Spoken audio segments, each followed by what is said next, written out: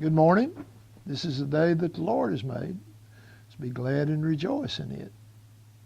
I put some figures out at a forum, and I've had people ask me what all I was trying to say, and they couldn't hear it and couldn't put it together. So I wrote a letter. I had written a letter to the Daily Sentinel. It'll be published in the newspaper on Saturday, I think, the 25th. And it's got some of the financial things that I put in there that are sort of gleaming type things that I felt like we all should try to know, try to understand where we are in the city. So I'm going to do a little bit, I'm going to talk a little bit about that letter. I'm going to go ahead and put a copy of that letter on the website. And I guess we could start this one out as probably a little bit about financial understanding, financial accountability, financial disclosure. Came out in that forum that there was sounded like from the mayor to rebut what I said, that financial was just, you could find out anything you wanted to, I think, on a website, city website or something like that. And that's very debatable. And so what I've got some numbers, got a financial statement here. This won't be the last one. This will just be the first one. And I've got a pick and shovel, and we're going to dig, and if it's good, we'll admire it. And if it's bad, we're going to hang it out with the wash for everybody to see. So I found some things that were very, very disturbing to me. But the part that I guess I would like to say a little bit about is in the rebuttal, the mayor said, oh, our financials are out there on the internet. Well, I went 2 weeks ago on Friday and asked the financial manager for a copy of the interim financial statements, and he said there wasn't any. He said the only financial statements that were available to me or anybody else were the ones that ended in September of 2010, and that he didn't have anything else prepared. That's 23 months. That's half of the term of the existing mayor and those councilmen. So it looks like to me, I guess you could say, there's financial information out there, of course, and you couldn't dispute that there is some. But it's 23 months old, and so the conditions for half of the mayoral race is somewhere in the financial manager's office. I presented a public records request to him on Monday after he said that there wouldn't be any and he wouldn't issue anything that wasn't audited. And I asked him for the regulations that showed that that was not public record, and then I issued a public records request with the codes that require that. And in public records request, the only thing that you can't ask for is something that has to do with security, is the way I understand it. And I'm studying a little of that, learning a little bit about it. So anyway, I didn't get them. They don't have them, as far as I know. So, there was a couple of things that the mayor made comments about. Financial statements 2010. He said they're on the internet. They are, and they're on my website too.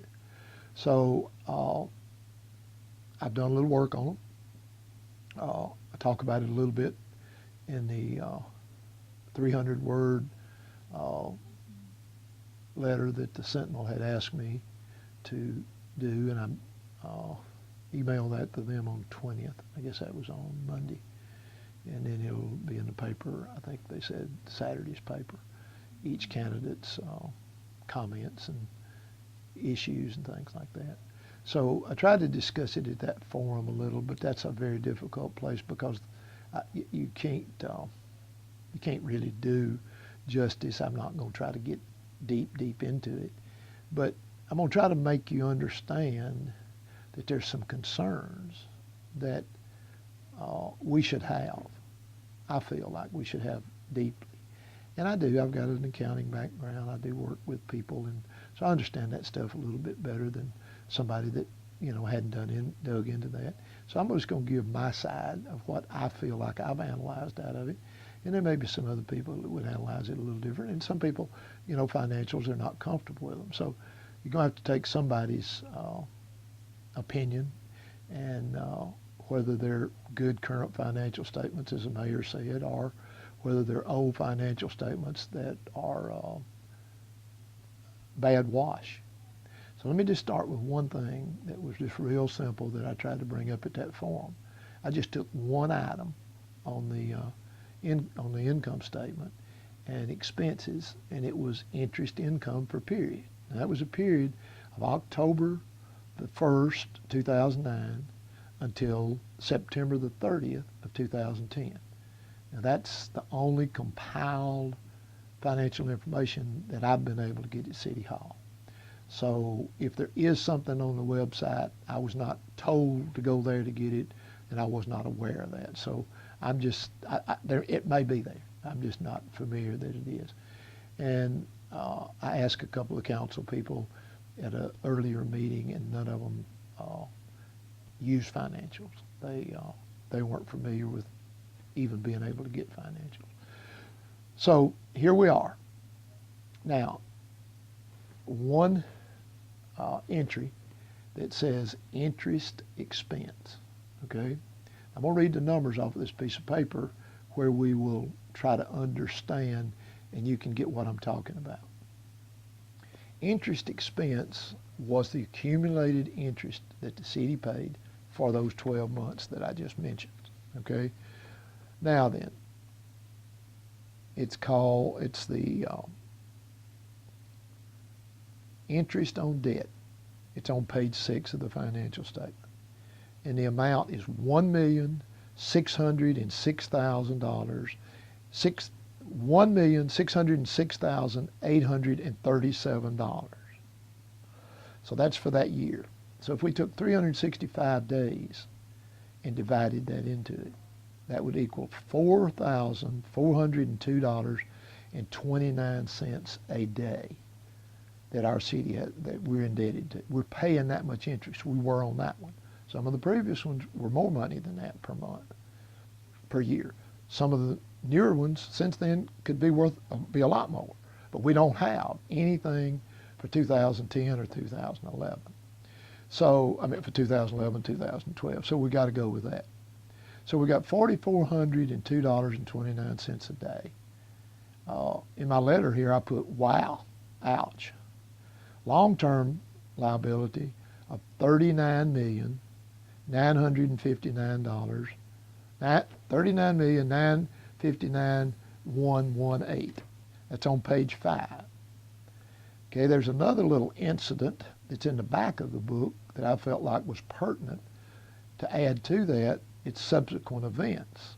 Now, subsequent event is something that happened after the financial statements were prepared, or the end of that financial period, but it is a significant event, so auditors have to put those in there.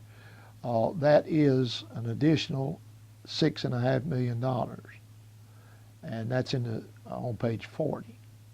So on that debt, it mentions in there that with the principal repayment not beginning until 2023.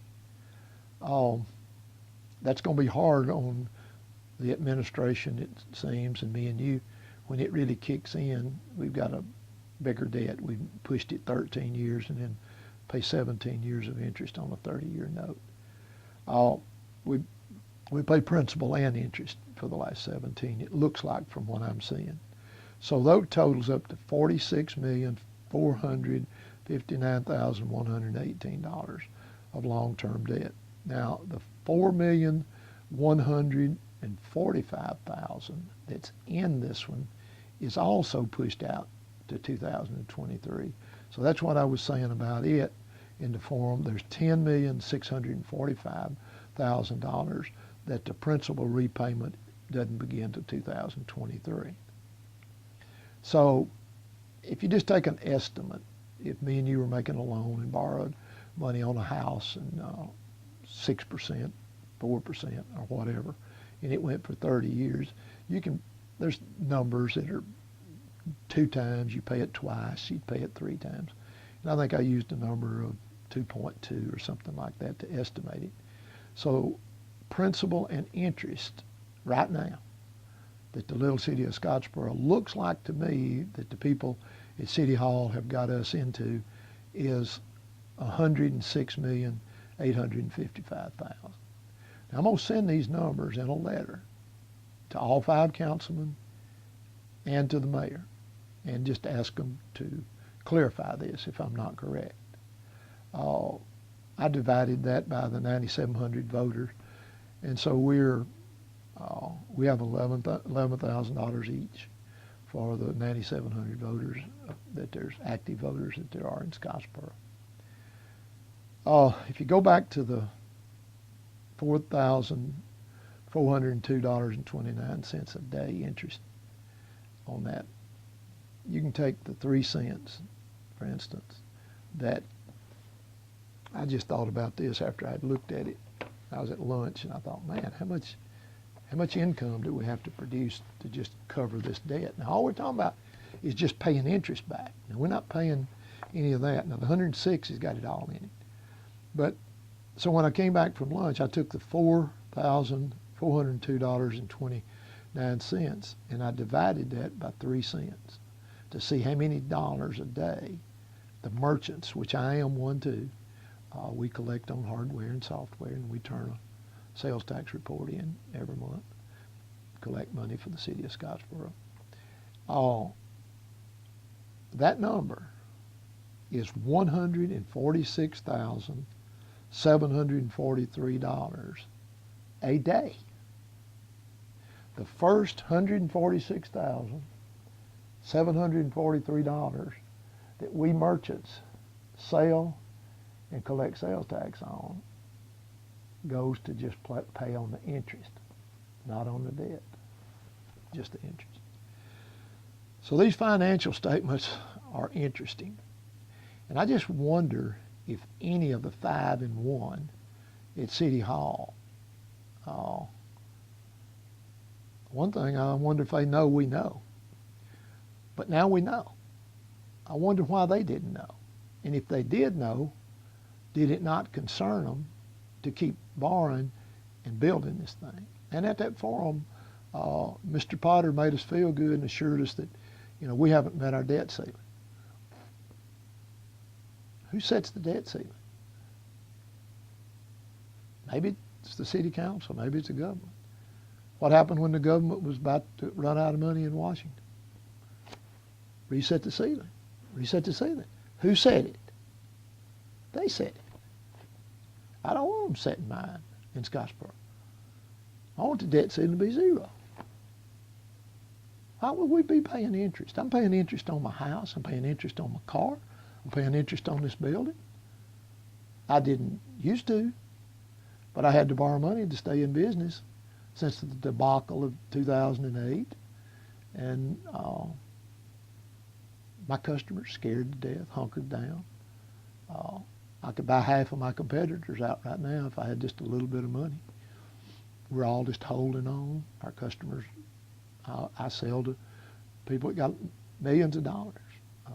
One of my customers just sold his jobbership for $13 million. It was worth $20 million 4 years ago.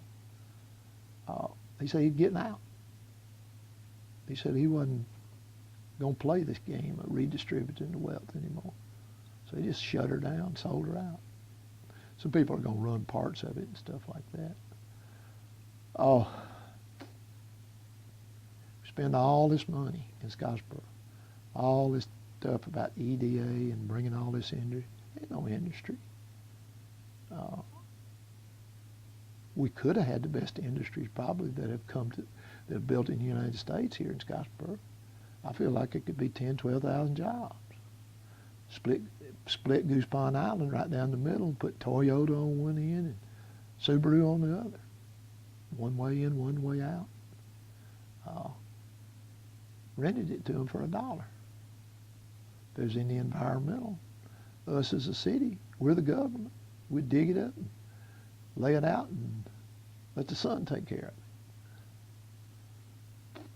all this stuff about EPA and all this about gasoline and diesel and all that. That's all you do. The hydrocarbons, they were already in the ground. If you got a little bit in the ground, you just take a backhoe every 60 days and turn it over or something. 6 months, it's all cleared up. Nature clears it up. So barge terminal, rails, same group of 5 and 1. Some of them are still on there. Decided that we needed a few people to come out here and live and get us jobs raking their leaves.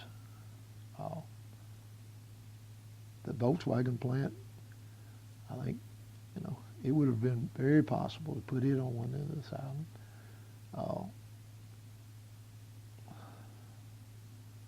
We're in debt. We let a man buy the land for $9 million and make 80, 90, 100 million. Split it in 5 pieces, all he did. 10,000 jobs, $30 million worth of payroll a year, tax base, multiplier effect. There may be a city in the United States that has done worse. But with what natural situation with this island, already an industrial site with the industrial, all of the things that were here, sewer, water, all of the things that were here. We had 5 and 1. I mean, I went and talked to the director. He said, Bob, we couldn't believe it. Down here in Montgomery, we could not believe that y'all chose to do that. I asked him, I said, is that Goose Pond the best industrial piece of property available in the state of Alabama? He said, I don't want to talk about it. I said, if I put my finger on the map right there, can you find me a place in the state of Alabama or in the southeastern United States that would be a better industrial site? I said, I don't want to talk about it. So there's a lot of stuff that's gone on that has got to do with those bad decisions. Now, I'm going to talk later about something, and I call it the triangle. And I just named it that. Don't know what else to name it, but it's how elected officials can run money, our money, to a vendor and him possibly overcharge us or whatever, and then that money cycles back to a PAC, and then that money cycles back to re-elect people. That's going on. It's been big in northeast Alabama. So it's been real difficult for an honest, hardworking person to take their money and go up against that movement, because money is no problem. All they've got to do is pick up the phone and say, you need to re-elect me. Send me $5 million worth of PAC money or whatever it takes to beat some little person. And why would I spend my money to do that? I spent $72 as a write-in. I'm going to spend $600 to do this. My money's hard to make. It's hard in the software business. It's hard for all of y'all out there. We're unemployed and underemployed. So if we've got a mortgage on our house and a mortgage on our car, why are we allowing these people at City Hall to mortgage the city and us paying $4,402 a day in interest? Will we ever get the sales tax rate down with that kind of debt? No. Well, it looks like to me we're in a recession. All of us are hurting. It looks like to me it's been a good time if the city had kept their finances in shape to said, we want to help you. We're going to drop the sales tax rate to 7 cents because we don't owe anybody. And it's hard times on y'all. No, they're piling on. I mean, they're leaving the 9 cents out there. They can't take it off because the debt service is so big. So, wrote the little letter, did this. Financials will be coming up. uh, different things that I want to talk about and discuss. This is just one little thing, one page, one item. And I guess I'm going to have to end everything right now that I've got to say about any of this stuff with the city. Stop it. Now,